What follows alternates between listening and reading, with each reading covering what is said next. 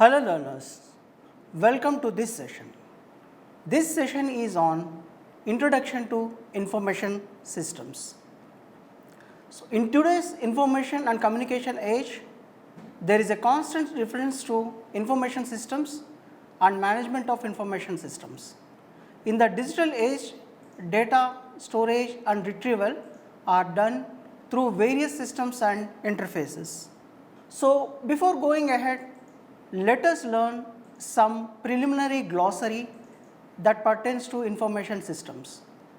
One is data. It talks about the raw facts. Then comes the information. Collection of facts organized in such a way that they have additional value beyond the value of facts themselves. The processed data is called as the information.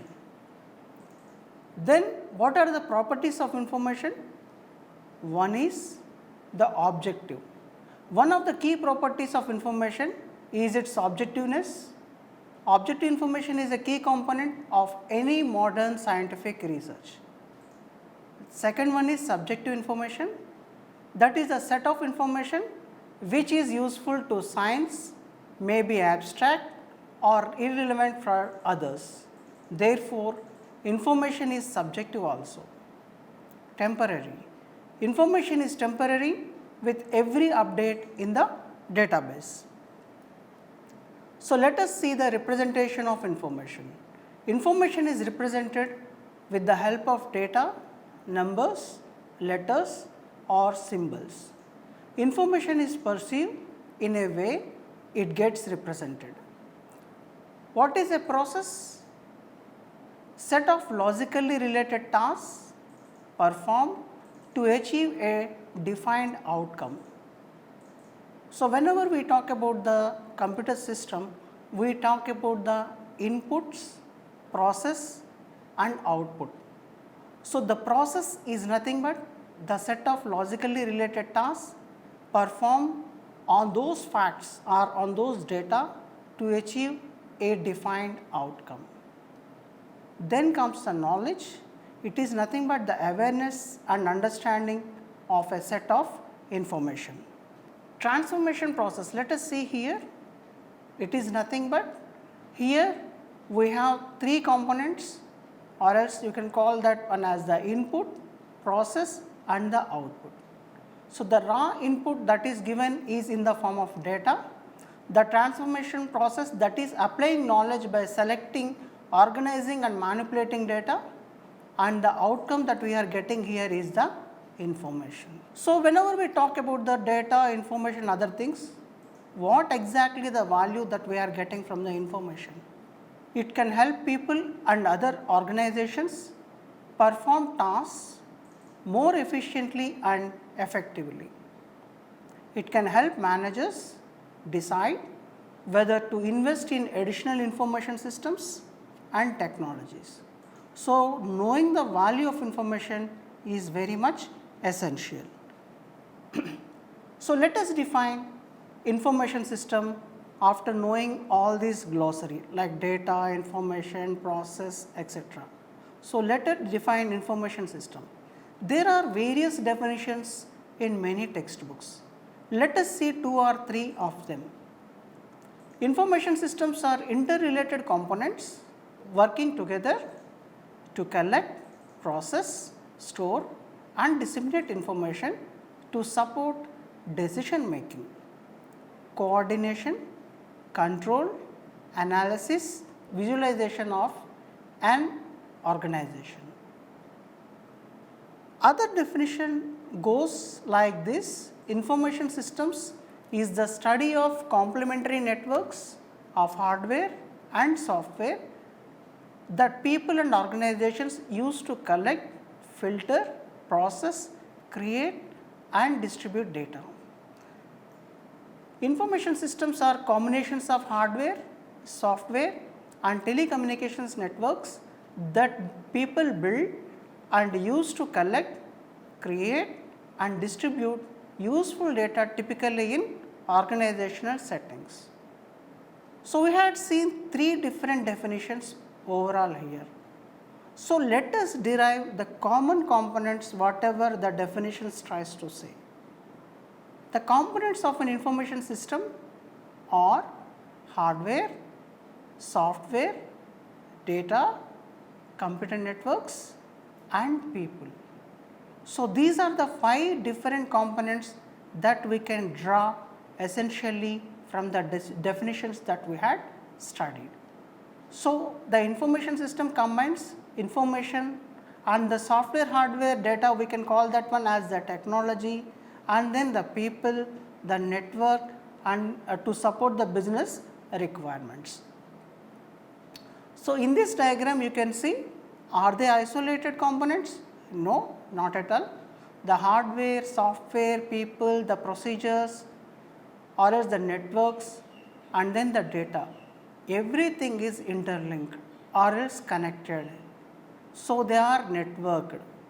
So, from this you can see that they are not at all existing in isolation, but they are well connected in order to give the essential requirement of the information system. So, let us talk one by one.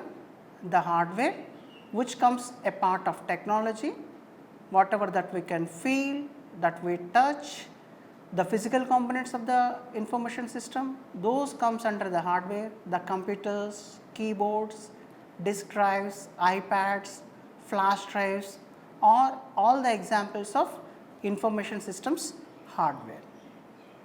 So, then comes the software part, that is the second component we can talk about. It includes all sets of information processing instructions. This generic concept of software includes not only the sets of operation instructions called programs which direct and control computer hardware, but also the sets of information processing instructions needed by people called the procedures as well. Then the third component we can identify is the data. It is all about the raw facts and can take many forms, including traditional alphanumeric data composed of numbers and alphabetics and other characters that describes business transactions and other events, entities, etc. Then the fourth component is all about the networks. Here we can talk about the telecommunication networks, consists of computers, communications, processors and other devices interconnected by communications media and controlled by communication software. So, the essential part here among all the 5 is the people. People are required for the operation of all information systems. They include end users and information system specialists. So, after going through these particular 5 components, let us discuss the functions of an operating information system. There are 4 functions of an information system. One is the input, storage, processing and output. These functions are often enclosed in a control or feedback loop, which allows the input of a system to be changed if the system output may affect it in the future. An information can either be open or closed, that this affects how an information system will output the information. So, let us talk one by one each of the functions. Input is the data that is entered into the information system and it is of 2 types. One is the detailed data and the other is the form of analysis on that data. Detailed data is where data is entered into the system to be stored and processed, forming an idea for the output. The user then has to select how the system interprets and analyzes the information, and this depends on the performance of the information and can be predefined by the company's systems administrator. Next function is the storage function. This all talks about the storage part, which is the major part of any information system. all the data and information must be stored in the most detailed way possible that the system can provide. The IT department of any company may choose to store summaries of data so that the data is easy to use and is consistent.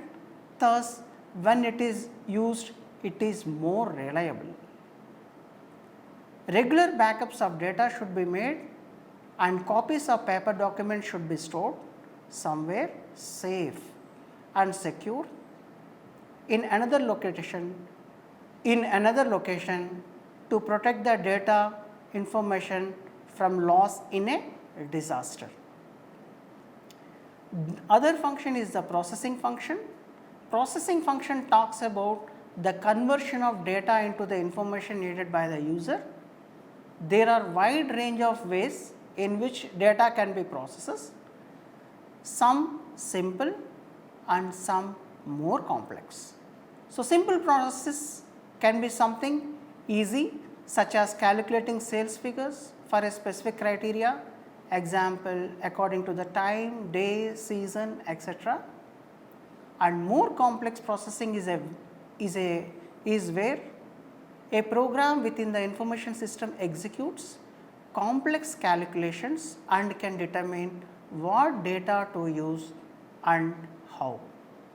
Overall processing takes raw data input to the system and uses it to produce the information suitable to the user's purpose of it. Other function is the output function. Like input, there are two ways to output information in an information system. One is either graphical way or else the textual way. So, graphical outputs are very interesting. They are used to represent information in a way in which the user can see the big picture. Graphical outputs makes it easier to understand trends in a company and can be used to highlight changes in the company. For example, drop in the sales or else hike in the sales, etc. So, from the graphs and other things, we can easily visualize the either it is dropping in the sales or else whether it is hiking in the sales. It is most commonly used when presenting data to management as it is easier to follow. So, these graphs and other visual elements are the foundation in order to have take decisions easily by the higher officials. Textual outputs represent information using text and numbers. This method of outputting data is used when the user must analyze, detail and know specific information. Both formats can be used collectively to represent information. Graphical outputs can show important figures as a whole and textual outputs can be used to go into more detail on a specific area and other things. So, let us see the control and feedback. Why? Because in these particular, when we talk about the functions, once again we have to see how the system is being once again given the backward, that is the feedback of the system. The control or feedback loops determine how future inputs into the system are affected by the current output of the information system. So, every time the information system whatever that is functioning, we should get the feedback in order to improvise the system. The effect on the input may be direct or may be indirect also. A feedback loop will analyze the system output and if necessary, it adjusts the system's performance to produce the user's desired outcome. So, let us see the tangible benefits of information systems.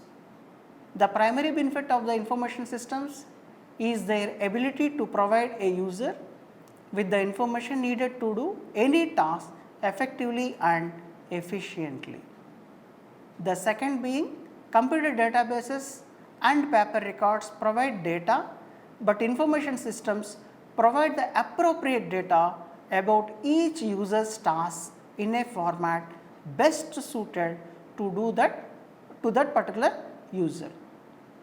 Information systems can present real time or archived data as needed and are adaptable to the new or modified information requirements. So, how to customize the information? An information system provides each user the information he needs to make decisions or take action. A sales manager, for example, looking at sales data may see an overall picture of her department's activities during the current week, while a salesperson using the same data set sees his records displayed so that they indicate what customers have or haven't been contacted. So, digging the information out of a paper record system would take much longer, be more prone to missed data and cost more to produce than the time and expense needed by a clerical person to key in the data. So, the other tangible benefit is custom formats. So, custom formats make information systems more effective because the data is easier to use. A salesperson, for example, seeking information about his week's productivity might see on his screen a list of his contacts and the recent purchase orders of each. The sales manager, based on the same data set, may see a pie chart, which is a visual element showing each sales representative's share of total sales, and a bar graph displaying the volume of sales for each product, while another screen might display the same data compared to an earlier time period. An accountant looking at the same data might have a listing of the money generated by each sales representative and the total amount generated for each product. So, and the other tangible benefit is real time information on hand. So, an information system can be a boon to a manufacturing operation. If a production line stops, the real time information provided can help the line operator quickly determine if the shutdown is the result of a mechanical failure, a lack of product, or some other cause. The benefit is having immediate data converted to useful information presented to people who can act upon it. Adaptability is another tangible benefit. Information systems are flexible and can be reprogrammed to grow with the need. Often, individual parts of the system can be upgraded and installed without disruption of the total system. So, let us see some of the information systems examples. What are those? Where can we use in an organization? How can you use? So, in which departments can we use? So, I had compiled in a category wise. First category may be sales and marketing of any company. In that, sales management systems can be used, marketing management systems, lead generation and tracking systems, order processing and e-commerce systems, customer relationship management system, which is very essential nowadays in the e-commerce projects, customer intelligence, customer support call center. So, this particular, in order to provide the support to the customers who had bought their products. So, this customer support call center is an example of example which can be quoted under sales and marketing criteria. So, the next category we can talk about is the operations management. So, under this there are several operations those can be done, or else several information systems that we can talk about. One is the enterprise resource planning.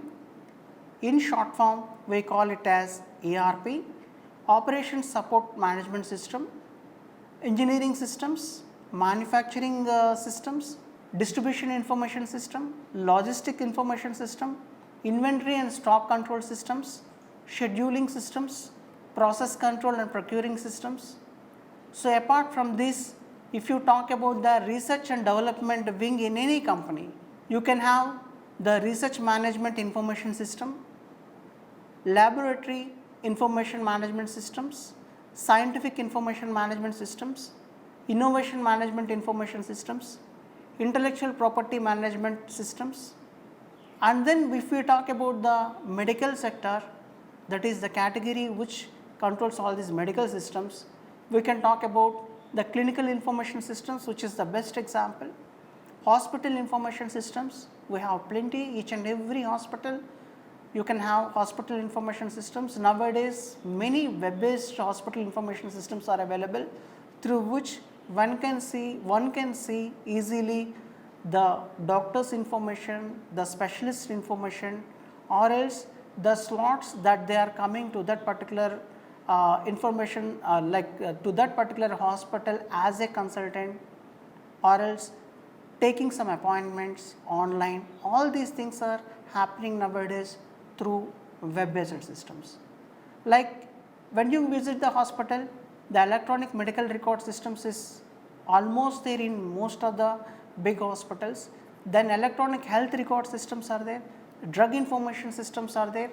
Then coming to the financial department of any company, we can see the accounts payable systems, accounts receivable systems, general ledger systems, budgeting, planning, forecasting and reporting, expense management systems, funds transfer, investment and portfolio management, shareholder and SECs, tax processing.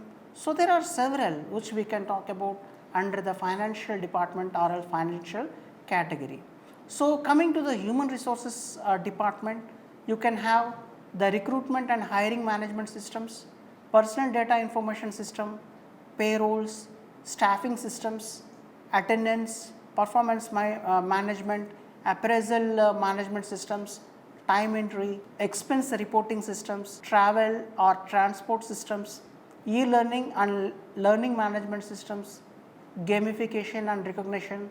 There are several you can talk about whenever we see the category of human resources. And if we see nowadays the big company, corporate companies, they are having a separate department called as the business intelligence system department. So in that particular business intelligence, suppose if it is a very big company having all the 5 V's in place, then you can talk about the big data also, the volume, veracity, variety. So, those are all comprises of this particular big data. So the big data comes under the business intelligence category. The data warehouses, those are the historical data containers of the company, the data lakes, decision support systems which will be helping the managers in taking the decisions, modeling systems, market prediction systems, analytics and text analytics, visualization systems, market research, which is very important. Nowadays, until and unless you do the market research, the product can't be launched, or else the product even cannot be manufactured also. So there we have to take the edge, which product is the competition to this particular product that we are going to launch, the competitive intelligence. So all these comes under the business intelligence category. Coming to the next thing, which is very much important, and this also is happening in most of the corporate companies, that department is the knowledge management department. So there are huge repositories of knowledge bases and other things. So there may be repositories and knowledge bases information systems available in the organization, or else digital workspace, social business, enterprise collaboration information systems, enterprise taxonomy information systems, enterprise research or search mechanisms, and then location and skills inventory, intranets and portals, syndication and subscription management information systems, idea management information systems. So there are several. So coming to the information management itself, then you can talk about the electronic content management, document management information systems, record management information systems, and then geographic information management systems, executive information systems, management information systems, planning, and then reporting. So all these comes under the information management system applications. So before concluding this particular session, let us have a recap. In this particular session, we had seen the glossary terms like data, information, process, knowledge, all these things, and we had studied several definitions for information management, information systems, and then we had drawn 5 components which are very much useful in order to categorize the information system or in order to describe the information system. Then we had seen about the features of the information systems, the functions of the information systems, and later on we had seen various applications or else various information systems that to categorized into various departments. Hope you understood this particular topic on introduction to information systems, and in the next session let us see the software development life cycle, that is how these information systems are developed. With this I conclude the session. Happy learning.